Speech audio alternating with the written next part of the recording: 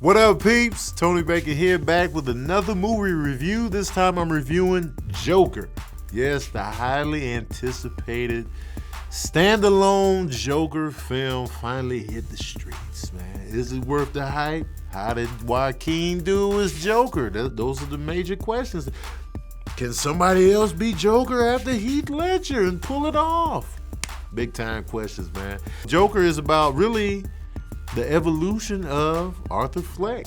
How he became who he became, the legendary and arguably the greatest comic book villain of all time, Joker. It's directed by Todd Phillips, who you usually know for comedy. He directed all three Hangovers, Road Trip. This is usually his forte, old school, you know what I mean? And so, why not have him direct a movie called Joker? Because Joker's a silly guy, you know what I mean? He's a funny guy. His name is Joker. He got jokes, right? But first of all, Joker was not funny in this movie. He was not funny to me. Sad. You see the trajectory on why he lost his mind, and you just see it all unfold. And the unfold felt very organic. The build up, why he is the way he is, the connection with Batman, everything made sense. It was like, okay. And we were able to see his, psychosis play out. And I really enjoyed it. I was like, okay. This felt like, because origin pieces like this are very hit and miss. But this one I feel like they got right. They made it. It's not a Batman movie, so don't expect that. It's really an individual and internal story about this guy and why he became what he became. Joaquin Phoenix, let's get it out there. Phenomenal actor. And he did not disappoint here. He delivered. He's in every single scene of this movie, and he delivered every single time. It's one of those performances where I felt emotionally drained watching him act, because I was like, man, I knew him playing this role was work. Like I felt, last time I felt like this when I watched an actor do a performance was for Toni Collette in Hereditary. I was like, yo, I could feel the emotional work that was put into this performance right here. This was not a performance where I looked at it like, man, he just seems so natural. Not to say, I'm not saying I feel like he was acting the whole time, but I just knew that this performance asked for a lot of its actor, and he really delivered. I believed him. I believed in him losing his mind. I believed all of that. The locations, the visuals for the city, everything worked out. The side characters. Bruce Wayne's dad is in this. And it was an interesting take on Bruce Wayne's dad. Like, because Bruce Wayne, his parents got murdered, but you don't really know about Thomas that much. They were wealthy or whatever, and then they got tragically murdered in an alley. But this take on Thomas Wayne was interesting. It made him more political, and I like that angle. I was like, all right, Thomas Wayne, okay. I got a better sense of Thomas Wayne in this movie. Not saying it's accurate to the comic books at all. I'm just saying within this world, I felt like they made Thomas Wayne less of just like a, because there's a tendency to make Batman's parents look like angels, kind of, because they were victims of a crime and it's a tragedy. So you kind of put them on a pedestal, like, oh, his poor parents. But now we get like a different side of it, and I appreciated that coming into the mix. I love the way they made the city look, man. It was just like a bleak, gritty visual city, but very real, very grounded. It's not flashy. It's not no green screen city like Justice League movies. It just felt very lived in, very gritty.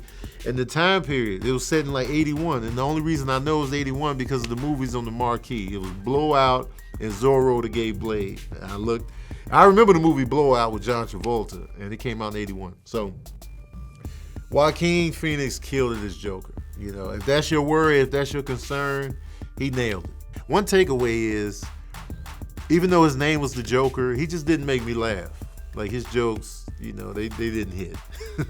And that could have been part of, why. Maybe if he was a really, truly funny comedian, maybe he just would have been an edgy stand-up comedian. You know what I mean? But I was like, okay. It was more so of those jokes like, okay, bless your little heart. You know what I mean? Like, I can see why Robert De Niro kind of clowned him on the show. Another takeaway is the line between making us feel sorry for him and him being a villain, it was like, it was a blurry line.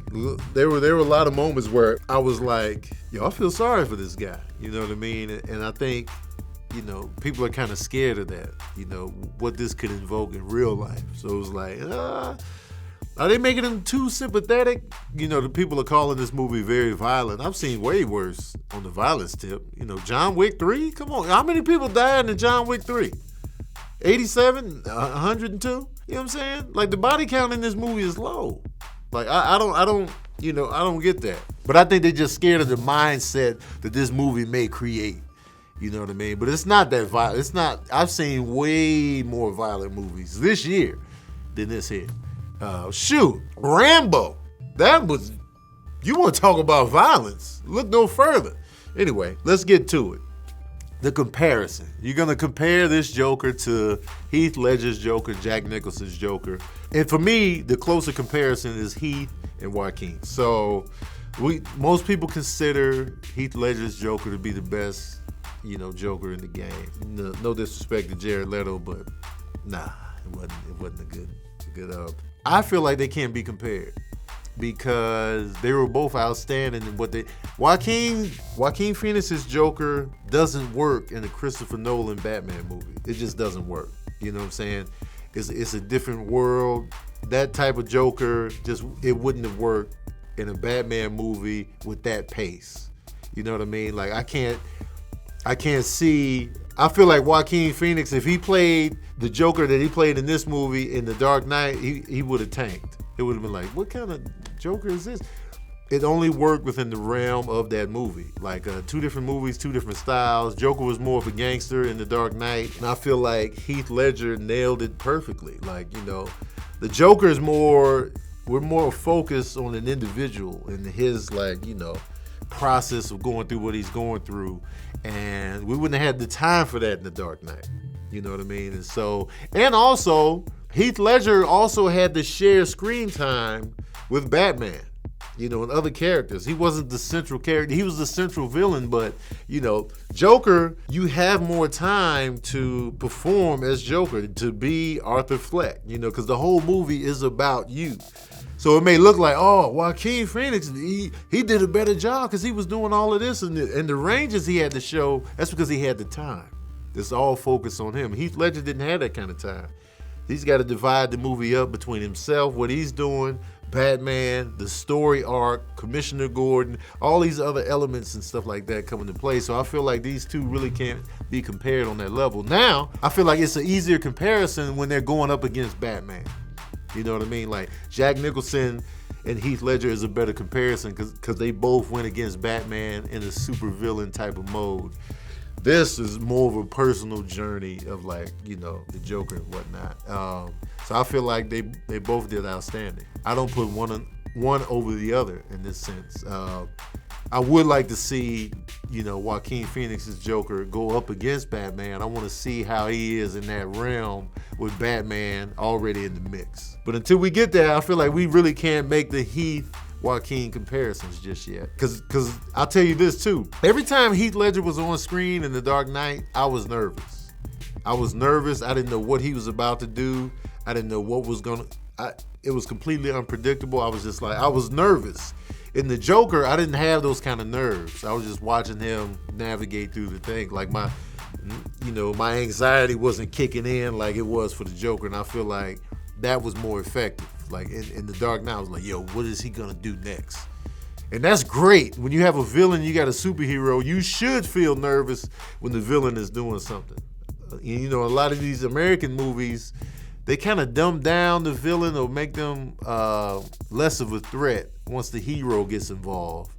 But I feel like the Joker kept that edge the whole time. Even when Batman was able to save the day, it still felt like the Joker had an ace up his sleeve. You know what I mean? And the tricks he was playing, the games he was playing, and he was actually funny. So it was like, he was more of the Joker. But this is a different type of movie. This is more internal character piece, if you will. And I feel like Joaquin should get an Oscar nomination out of this, if not the win. Like, for me, this is the the best male performance of the year I can think of so far. I know it's not award season just yet, but his performance really sticks out as one of the best performances of the year, and possibly for a long time. So we'll see how it plays out. But forget all that, man. Y'all want to know the smooth jazz review of Joker? Well, here it is. Oh yeah, I'm giving Joker 4.5 saxophones out of 5. Yeah. Boom. Also, I know a lot of you ask me, I'll tell you when I turn around. All right, Peeps, that's my review of Joker. And I know a lot of you ask me, what's a 5 saxophone movie? The Dark Knight. That's a 5 saxophone movie. And Joker, Joker was excellent. It was excellent. It kept me tuned in the whole time. Now, if you want to do the comparisons, man, watch the 1989 Batman. Go back and watch the Adam West Batman TV show. Watch the animated movies with the Joker involved that DC puts out, which are great, by the way. And if you really want to, Suicide Squad, but I mean, Joker's just a minor piece in that one, and I didn't like that interpretation of Joker too much. You know what I'm saying? But anyway, y'all tell me, Heath Ledger versus Joaquin Phoenix. Do you want to make the comparison? I feel like they can't accurately be compared at this point in time. But let me know what you think in the comment section below. Don't forget to like, share, subscribe, and as usual, we out here.